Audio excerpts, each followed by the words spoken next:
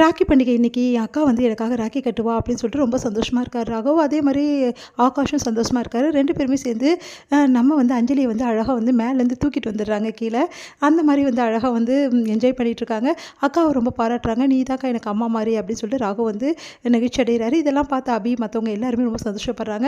அடுத்து வந்து சரி ராக்கி கட்டிடலாமாம்மா வந்து பூஜை பண்ணிடலாமா அப்படின்னு சொல்லிட்டு கேட்குறாங்க. உடனே வந்து இல்லை இல்லை நான் கோயிலுக்கு போயிட்டு வந்தேன்னு எப்போவுமே கட்டுவேன். அதனால் முதல்ல என் தம்பிங்களுக்கு போய் நான் கோயிலில் வேண்டிட்டு வந்து அப்புறமா கட்டுறேன் அப்படின்னோடனே சுந்தரி வந்து ஓ அப்படியா இது வேறவா அப்படின்னு சொல்லிட்டு யோசிக்கிறாங்க.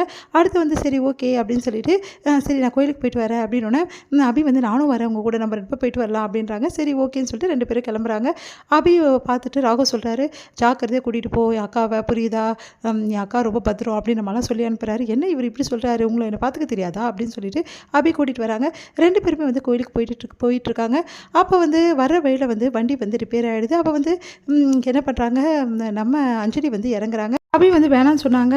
ஆனால் அஞ்சலி கேட்காம வந்து இறங்குறாங்க. உடனே அபி வந்து ஏன் தான் இப்படி பண்ணுறாங்களோ தெரில, எதுக்காக வெளியெல்லாம் இறங்கணும் இந்த மாதிரி நிலமையில அப்படி சொல்லிட்டு அபி சொல்லிட்டு இருக்காங்க. கேட்காம அஞ்சலி இறங்கிட்டு ஃபோனை பார்த்துட்டே அப்படி இருக்காங்க. வர்ற லாரி வந்து அவங்கள அடிச்சுட்டு போக பார்க்குது.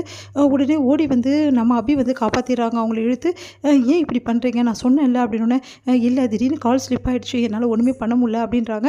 ஒன்றும் இல்லைன்னா கையில் வந்து அவங்க 2 பேரும் இப்போ விழுறதால கையில் வந்து சிராய்ப்பு ஏற்படுது. சரி ஓகே ஒன்றும் இல்லை அப்படின்னோடனே அபி கையிலும் சிராய்ப்பு ஏற்படுது. உடனே வந்து அபி உனக்கு ஒன்றும் இல்லை எனக்கு ஒன்றும் இல்லை அப்படின்னு சொல்கிறாங்க. சரி ஹாஸ்பிட்டலுக்கு போயிட்டு ஃபஸ்ட் எய்ட் பண்ணிவிட்டு அப்புறம் வீட்டுக்கு போகலான்னு சொல்லிட்டு ஃபஸ்ட் எய்ட் பண்ணிட்டு வீட்டுக்கு போகிறாங்க. அஞ்சலியை பார்த்துட்டு அப்படியே வந்து ராகவ் துடிச்சு போகிறாரு. எப்படிக்கா உனக்கு இப்படி ஆச்சு கட்டியிருக்காங்களே அப்படின்னு சொல்லிட்டு அப்படியே பார்க்குறாரு. பார்த்து டென்ஷன் ஆகிறாரு. உன்னை நான் சொன்னேன்ல என் அக்காவை பார்த்துக்க சொல்லி, உன்னால் முடியாது, ஏன்னா நீ அப்படி தான், மற்றவங்கள பற்றி எந்த நினைப்பும் உனக்கு கிடையாது, உன்னை பற்றி மட்டும்தான் உனக்கு நினைப்பு, எல்லாத்துலேயும் ஒரு விளையாட்டு, உனக்கு விளையாட்டு தான் ரொம்ப முக்கியம், மற்றபடி சீரியஸ்னஸ் என்றைக்குமே கிடையவே கிடையாது. என் அக்கா எனக்கு எவ்வளோ இம்பார்ட்டன்ட் உனக்கு தெரியுமா, என் அக்கா எனக்கு அம்மா மாதிரி, ஆனால் நீ வந்து அதை கொஞ்சம் கூட யோசிக்காமல் நீ பாட்டு எங்கள் அக்காவுக்கு வந்து இந்த மாதிரி அடிப்பட்டு கூட்டின்னு வந்திருக்க, சரி நீ எல்லாம் ஒரு மனுஷியா அப்படின்னு சொல்லிட்டு இஷ்டத்துக்கும் திட்டுறாரு. எவ்வளவோ பேசி முயற்சி பண்ணுறாங்க நம்ம வந்து அபி, ஆனால் அவர் கேட்கவே மாட்டேங்கிறாரு. அஞ்சலி எவ்வளோ வந்து சொல்லி பார்க்குறாங்க. அக்கா நீ அமைதியாக இருக்கா, இவளெல்லாம் சும்மாவே விடக்கூடாது திட்டிகிட்டு இருக்காங்க. கூடவே சேர்ந்து சுந்தரி வந்து அவ்வளோ பேச்சு பேசுகிறாங்க. இவெல்லாம் ஒரு ஆளுன்னு சொல்லிட்டு இவ கூட போய் அமிச்சா அஞ்சலியை, இவெல்லாம் வேலைக்கே ஆக மாட்டா, இவ இப்படி தான் எப்போவுமே சுற்றிக்கிட்டே இருப்பா அப்படின்னு நம்மளாம் பேசுகிறாங்க.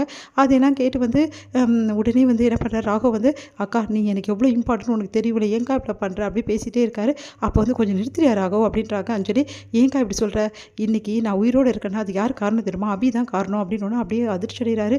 நீ என்னக்கா சொல்கிற அப்படின்னு, பின்ன உன்னோட உயிர் நீ என்ன சொல்கிறியே, அந்த உயிரே இன்றைக்கி போக வேண்டியது, நான் தான் ரொம்ப அஜாக்கிரதையாக இருந்துட்டேன், அவங்க இறங்க கூட வேணான்னு சொன்னேன், ஆனால் அதை கூட நான் கேட்காம சொல் பேச்சு கேட்காம இறங்கி எவ்வளோ பெரிய லாரி தெரியுமா என்னை இடிக்க பார்த்துச்சு, இந்நேரம் உன் அக்கா உயிரோட வந்திருக்கவே மாட்டேன், இன்றைக்கி உன் அக்காவை உயிரோட பார்க்குறேன்னா அதுக்கு காரணம் அபி தான், ஆனால் அபியை அவ்வளோ திட்டு அவள் பேச கூட விட மாட்டேங்கிறேன், நான் பேச சொல்கிறேன் ஆனால் என்னையும் பேச விட மாட்டேங்கிறேன், யாரையும் பேச விடாமல் நீ மட்டும் பேசுகிறா, ஆனால் அதுக்கு இஷ்டத்துக்கும் திட்டு புரியுதா, அவளுக்கு நான் தலையெழுத்தா உங்ககிட்ட எப்போ பார்த்தாலும் திட்டு வாங்கினே இருக்கணும்னு சொல்லிட்டு அப்படி சொல்லிட்டு டென்ஷன் ஆகிறாங்க.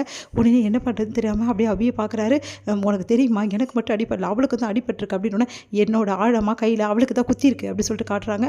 பார்த்து எவ்வளோ குத்திருக்குன்னு சொல்லிட்டு அப்படின்னு அப்படியே வந்து பார்த்துட்டு என்ன பண்ணுறதுன்னு தெரியாமல் தவிக்கிறாரு. சாரி அபி, இவன் எப்போவுமே இப்படி தான், ஆத்திரத்தில் புத்தியே இல்லை இவனுக்கு, சாரி மன்னிச்சிடு அபி அப்படி சொல்கிறாங்க. பரவாயில்ல அஞ்சலி மேடம் நான் வரேன் அப்படி சொல்லிட்டு அபி மனசு கஷ்டப்பட்டு அங்கேருந்து போகிறாங்க. இது